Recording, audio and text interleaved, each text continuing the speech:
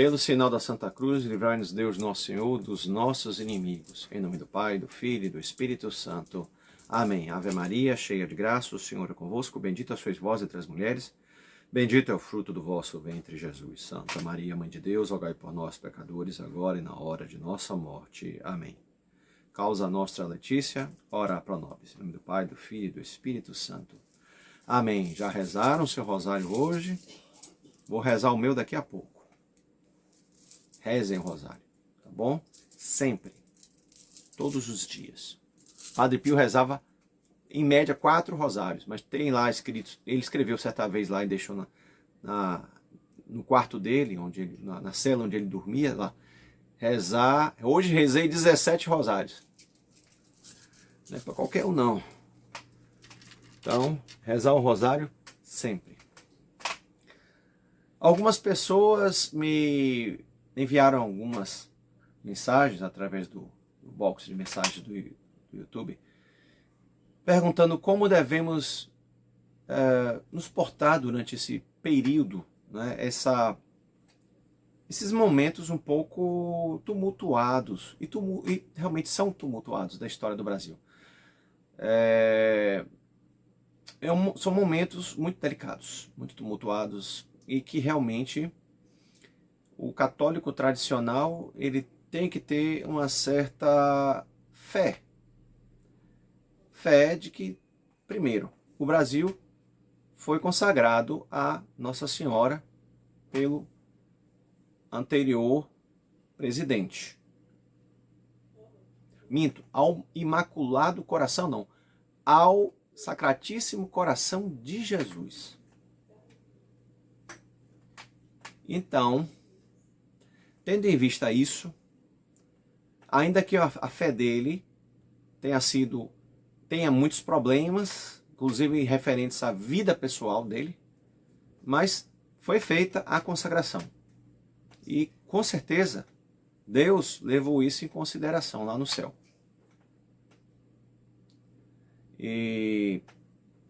Então, temos que ter confiança. Mas, por outro lado, não podemos também deixar de agir. O que é a nossa ação como católicos inicial? Rezar. Rezar o rosário. Rezar muito. Porque o rosário, nesses tempos difíceis que estão aí presentes, e tempos mais difíceis ainda se avizinharão, então, o rosário é a arma, como dizia Padre Pio, né? O rosário é a arma. Aqui é o texto. O rosário tradicional, sem mistérios luminosos. Então tem uma eficácia, o rosário tem uma eficácia que já era grande e que Nossa Senhora em Fátima disse à irmã Lúcia que uma eficácia ainda maior seria dada, como de fato nos tem sido dada. Não há nada que eu não peça pelo rosário que não me seja concedido. Claro, primeiro tem a vontade de Deus. E segundo, pedir humildemente. Pedir também para que Deus ilumine as consciências dos continuistas. Porque não é possível que no andar da carruagem, no andar atual da carruagem, eles não percebam que houve uma ruptura lá atrás, no Concílio Vaticano II. Não é possível que eles não tenham percebido isso. E não só nisso, mas toda a nova teologia, né? A nouvelle teologia.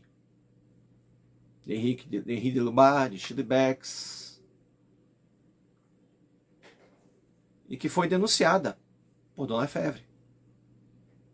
E que o padre Álvaro Caldeirão, em suas obras, denunciou. Ele continua denunciando. As obras dele ainda continuam sendo publicadas, ainda tem muita coisa que eu espero que o mercado editorial brasileiro católico tradicional publique as obras ainda que ele publica, que estão fora ainda do catálogo brasileiro, não foram traduzidas, não foram vertidas para o português. Muito embora o espanhol seja muito fácil de ser lido, nem sempre nós conseguimos acesso a essas obras em espanhol. É muito mais fácil que elas sejam vertidas para o português e sejam publicadas no Brasil. Realmente eu espero isso. Então, oração, confiança em Deus, devoção a Nossa Senhora e ao Sagrado Coração de Jesus, ao Sacratíssimo Coração de Jesus. Uma igreja aqui em Salvador que tem Nosso Senhor, né, que dá o nome ao Sagrado Coração de Jesus, dá o nome a essa igreja, está praticamente arruinada. no centro de Salvador, uma tristeza. É inconcebível isso. Inconcebível. O descaso com que é tratado o templo é uma coisa que salta aos olhos. O templo até muito do final do século XIX. E que só não caiu ainda foram as paredes externas e o altar. Ou mesmo assim, porque o altar é muito bem construído. Porque o telhado já foi embora, o couro já foi embora. É muito triste, é muito triste. Rezemos. Rezemos. É a situação da igreja, não só é a situação da igreja do Sacratíssimo Coração de Jesus aqui, no centro de Salvador, no bairro de Nazaré. É a situação da igreja, militante. Os filhos da igreja estão naquela situação. Como foi dito, que Nosso Senhor é a cabeça. A cabeça sofreu, passou por todo o seu sofrimento, a cruel flagelação, coroação de espinhos, carregou sua cruz e agora está no Gólgota. A igreja também está nessa situação, que é o corpo de Nosso Senhor. Se a cabeça sofreu isso, o corpo também está sofrendo.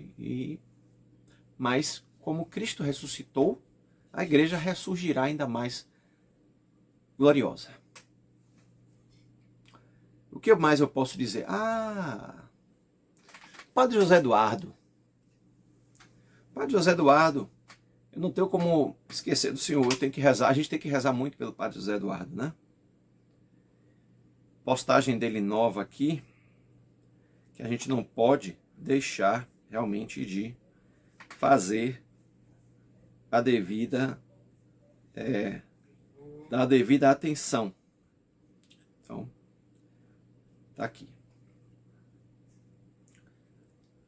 O perfil Todo Dia, um continuista passando pano para heresia, né? Ele tem esse canal no Instagram e no Facebook, ele colocou assim. Teve um programa do Padre José Maria, o Padre José Maria Laburu, que o Padre José Eduardo utilizou como referência contra a fraternidade e a tradição, né? Condenando a permissividade do ecumenismo pós-conciliar. Olha o que é que o Padre Laburu, que escreveu um livro maravilhoso, Jesus Cristo é Deus. Esse livro é muito famoso, ele é fininho, e ele trata das palestras desse padre. Um homem que morreu bem, pelo que me consta. Então, ele tinha várias palestras, ele fazia uma apologética muito boa. E agora aqui ele tem olha só o que é que ele fala, o Padre José Maria Laburu. E a tradição da igreja, entre aspas, seguiu o ensinamento e a prática ensinados por Cristo e pelos apóstolos. Quando surgia uma heresia, após conversar com o herege, se ele persistisse em sua falsidade, exigiam retratação pública ou excomunhão. Se ele se recusasse, não o envolviam em discussões teológicas intermináveis. Não ocorreu à igreja engajar-se em um prolongado diálogo ecumênico com Ário e seus futuros discípulos, discutindo a divindade de Jesus Cristo. Pelo contrário, o diálogo da Igreja Católica com certas comunidades protestantes hoje frequentemente se dá como um falso ecumenismo. O falso ecumenismo sempre denunciado, principalmente por Dom Lefebvre. O falso ecumenismo, são palavras minhas. Agora, voltando aos dizeres exatos do padre José Maria Laburu. Então, é um falso ecumenismo muito semelhante ao irenismo. O que é o irenismo? É a paz a todo preço. É você querer diluir, enfraquecer as bases de sua fé para nivelar a fé católica com as falsas religiões. Esse é o falso ecumenismo. O verdadeiro ecumenismo é trazer as pessoas para a igreja. Fazer a verdadeira apologética, que a tradição faz.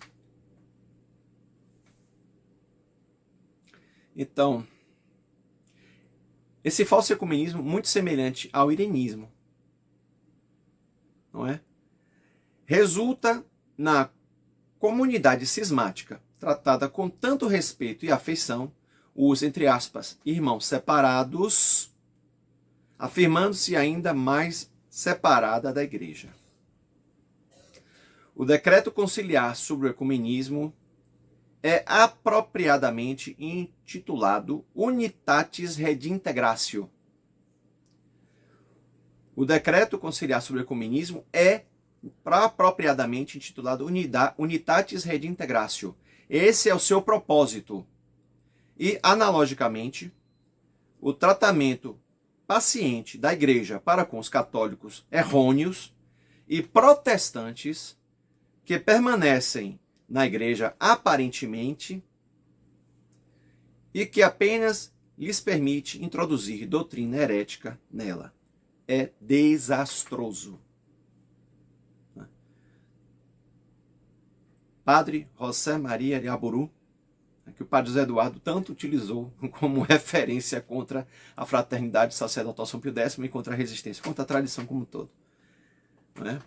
Então, tá aqui. Lembrando, ó, todo dia um continuista passando pano para heresia. Tem esse canal, tá bom? E tem inclusive a fonte muito bem referenciada. Tá lá no web, Facebook. E no Instagram parece que também. Tá bom? Para vocês procurarem. De resto, meus queridos, o que é que eu posso dizer a vocês? Fé, não desistam, às vezes, muitas vezes, o desânimo bate a nossa porta. As dificuldades, o fato de você querer levar aquela pessoa de sua família, tentar levar para a fé, tentar levar para uma vida piedosa, muitas vezes, você é atacado com pedras e paus. Inclusive pessoas da família, parentes. Eu sei que eu tenho pecados. Eu sei que eu tenho minhas misérias. Mas eu faço de tudo para neles não permanecer. Procurem me emendar. Procura a confissão é maravilhosa. Quando a gente vê hoje em dia, as filas de confissão quase são vazias. Olha as filas de comunhão. As filas de comunhão são gigantes. As filas de confissão, exíguas. É isso. Meus queridos, rezemos também pelo padre José Eduardo. Lembrando sempre do apostolado do padre David. Tá bom? E do padre Fábio Calixto. Rezar sempre por eles. Alimentar a alma com livros bons. Fazer orações boas, atos de piedade, atos de caridade. Lembrando que a caridade apaga uma multidão de pecados. Isso é bíblico. Despeço-me por aqui, pedindo a Nossa Senhora que interceda pelo Brasil, que nos dê dias melhores. A República a gente está vendo que não funciona. Os regimes que realmente... São Tomás de Aquino, ele nos fala que aquele regime que seria o ideal, claro, reconhecendo-se o Estado social, o Estado cristão, né, que fomenta esse Estado social de Nosso Senhor Jesus Cristo, né, é aquele que é um amálgama, né, da monarquia, mas não é a monarquia parlamentar, não. Não é essa monarquia totalmente desprovida de hormônio masculino, né? É uma monarquia que se afirme de fato como um autor na história, no panorama histórico do Brasil, político, histórico, social. É uma amálgama da monarquia, da democracia, sim, mas uma democracia em que os votos hajam critérios. Hajam critérios. E a aristocracia. A democracia, monarquia e a aristocracia. A aristocracia não quer dizer o governo daqueles que são na nobreza. Não. A aristocracia quer dizer a participação daqueles que são mais bem preparados.